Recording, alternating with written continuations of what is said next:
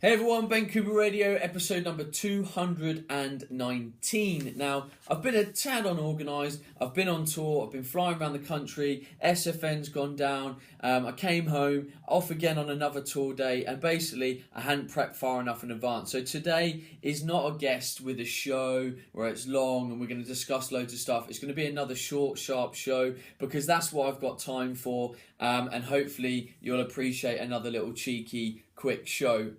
So as usual, someone's written into the show and I'm going to tackle that question today. And that question today comes from Frankie. So Frankie says, "Dear Ben, I'm a 20-year-old female student. Not sure how many of those you've had on the show, so I thought I'd mention it so there's some of us young student lass types listening. I'm such a big fan of your show. I won't gush for too long. All I would say is keep up the amazing work, and Rachel is a babe.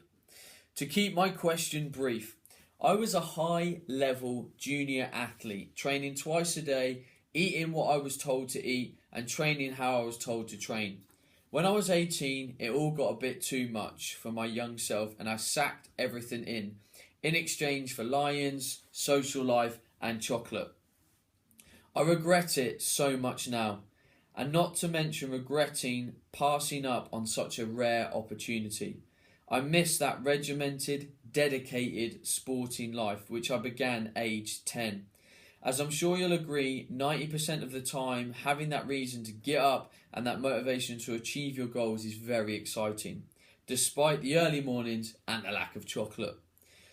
So to ask my broad question, when you have been out of action for a while and you miss the training every day and working really hard, how do you get back to it? I know it's as really easy as just saying, get back into it, get on with it. But why is it so hard? I suppose I'm finding the idea of adjusting myself to the new, and I think lesser, gulp, feel like a horrible person for saying this, I'm finding setting those more simple, easier goals difficult. Anyway, thank you again, legends, all the best, Frankie." Now this is really kind of a really great question. I've got two key thoughts on this, but before I kind of go into those key thoughts, if any coaches or people that are in charge of young individuals are listening, we've got to be really careful with that transition for young athletes of like 17, 18, 19, because, young individuals, and we've all been there, I think back to, when I was young at that age, we're transitioning out of kind of school life, sport life, and trying to keep and combine all that with an emerging social life, hormones raging round everywhere. And, I think as coaches and as people that are in charge of young individuals, we need to be wary of how strict these regimes can be on the other things that we want to do in our lifestyle. So when we're 18, when we're 19, we want to start going out more, seeing friends, drinking a little bit, socialising. And if we're still being dogmatic as coaches, saying, no, you need to be at training here, you need to be doing this, actually, is that the right thing? And I only say that because let's take Frankie's environment. She was being pulled in two different directions, the sporting environment and the social environment, the kind of let's live my life environment. And is there a happy medium between the two? Can we say, all right, let's try and work in your social life a little bit more. Let's do a little bit less training, or let's periodise it in a better way. So, sometimes I get it. We have to be dedicated to a sporting environment. We have to be dedicated to the cause.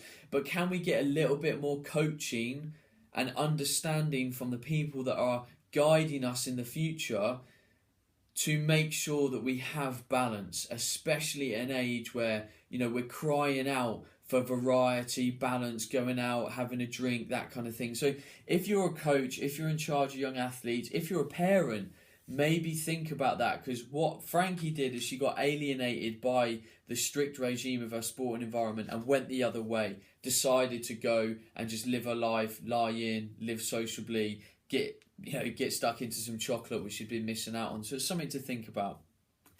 But coming back to Frankie's question, she sort of says, look, why is it hard to get back into this stuff? Why am I struggling? Now, a key thing here is environment. If you want to be successful in anything in life, sport, gym, work, career, like anything, you've got to put yourself into the right environment. You've got to surround yourself with the right people. So Frankie, think back to when you were a young athlete. Every day you got up and your parents were probably discussing and thinking with you about your sport, what you're doing that day. And then you would go to school and you might see your coach and discuss a few things. Then you've already prepped your food and you're on point with what you've been told to eat. Then you're going to training after school and you're seeing your coach, you're talking about things. Everything in your current environment geared itself towards you being a great young athlete. And because you've distanced and alienated yourself from that environment, because of the changes that happened, you're no longer in that environment. So now you're thinking, well, how do I break the mold? And you can't break a mold if the current environment is saying, stay in bed, go out and enjoy yourself, eat chocolate. So, when I get up, my environment is geared towards what I want to do in that day. And, I've already pre-planned it. I might be going to the gym. I might be speaking to certain people. I might be chatting to my girlfriend or loved ones about what I might be doing physically, food-wise. So my environment is geared up to me to be a healthy, progressive individual. So you've got to start to change your environment. Maybe you sit down with your parents and say, look, I want to start, getting back into training and doing this. Let's have a little bit more conversation around that. Like, I want to be thinking about fitness a lot more. Can we talk about this kind of stuff? Can you go to a new gym? Can you join, a new sporting club? Can you join a CrossFit club? Can you join a community, essentially, that is going to be talking, thinking and doing the things that you want to do? So we have to shape the environment, and it's just about us standing back, looking broadly at all the things, the actions that we're doing, and saying, right, I need to change this, I need to tweak that, and just remove yourself slowly or instantly from the environments that are not conductive to you moving forward in a positive way. And then alongside that, you have to reframe your why. Like, your whys have to change now, because you're not a young athlete, but it doesn't mean you still can't compete at a high level. It's just your mindset is thinking, oh, well, I used to be awesome when I was 18 and now I'm not as awesome. But you've got to embrace the journey. It's the only way to look at it. I am never going to be an England rugby player, but I'm going to embrace the journey of just trying to be a better rugby player each and every week by attending training, playing the games and getting stuck in. And for me, that's enough, because I play rugby because I love the culture, I love the playing environment. It's something that challenges me. It's always a physical challenge and I like that.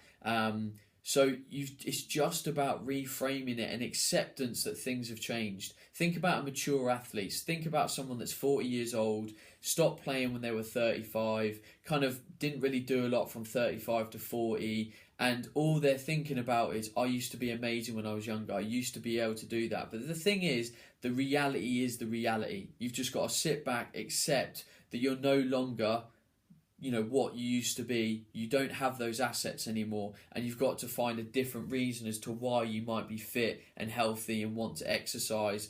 So you've got to reframe your whys. You've got to accept that things have changed and that is not the reality, but the new reality is still positive.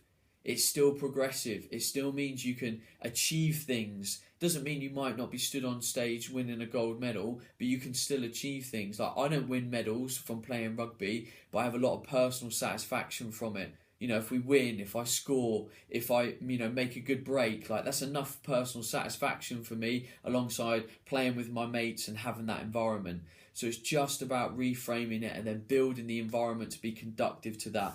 Everything that we want to achieve in life, you've got to build the foundations. You've got to have the mantras and the mindset around you that moves you forward. You've got to have the right kind of gym that motivates you. Like, I've just been to Underground Gym in Brighton, and I was chatting with the owner, Sol, and I said, you know what, you've done really well with your gym, because there's just an energy in here about training. You don't walk into that gym and not want to train. Everyone's in there working hard. There was a lot of incredible physiques in that gym. There's people fighting. There's people jumping up and down on bars and stuff. There was people doing Olympic lifting. Like, there was everything there, and everyone was training, and I loved that. There was just, I wanted to train being in it, because there was just an energy about, let's work hard, let's achieve goals. So if you're going to a gym that doesn't do that, then maybe you do need to find a different gym. Maybe you need to travel further to a different gym because you need that environment to spur you on. So that's it from me, Frankie. I hope that's helped other people. I hope that's helped. Get in touch with your whys. Get your environment solid. Just a couple of things from me. LIW, which is Leisure Industry Week, I will be there for the 2 days. I'm going to be speaking on several topics. I think it's a great event for personal trainers and coaches. The general public would probably, if you're in the area, benefit from half a day there. You know, there's some good education there. It is geared towards more the fitness industry and kind of understanding more about health, fitness and education. But I will be there. I'll also be there as part of the Pure Gym conference, teaching the Pure Gym trainers as well. And then the remainder of my tour, make sure you've booked a date if you're keen to come and learn what I'm teaching at the moment. I'm in London on the 11th of September. I'm in Stoke on the 14th of September. I'm in Norwich on the 16th of September. I'm in Portsmouth for the 19th of September. Cardiff for the 20th of September. Birmingham for the 21st of September. Now, 2 new dates. I'm in Nottingham for the 7th of October, and I'm in Leeds for the 9th of October. So they're the upcoming tour dates, the immediate ones. Really, really enjoying it. We're getting like a good 30 to 50 people turn out. It's brilliant. I'm loving the people that have come in. If you've already come, you know, thanks for supporting what I do. I hope you've learned some cool stuff. It really is a big dive into everything.